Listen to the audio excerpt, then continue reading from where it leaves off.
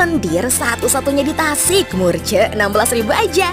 Mie dengan kuah kacang dan ubi memberikan cita rasa yang otentik. Rasanya unik dan enak nih. Pakai topping ikan teri yang kriuk dan wangi. Wajib kalian cobain deh mie lendir yang satu ini.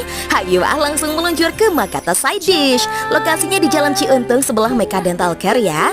Ini tuh cafe dengan menu khas Malaysia dan Melayu. Yang bikin kaget mah harganya pada Murce guys. Buka dari jam 6 pagi, bisa banget nyarapan di sini.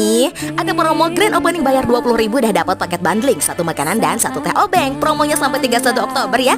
Ada nasi lemak nih dengan topping sambal cumi yang menggoda. Sambalnya enak, berasa wangi terasinya.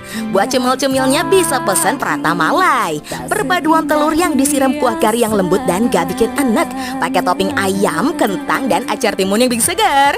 Nah, pilihan minumannya juga unik-unik loh. Kalau suka ngopi bisa cobain kopi tarik Malai yang creamy. Yang suka ngeteh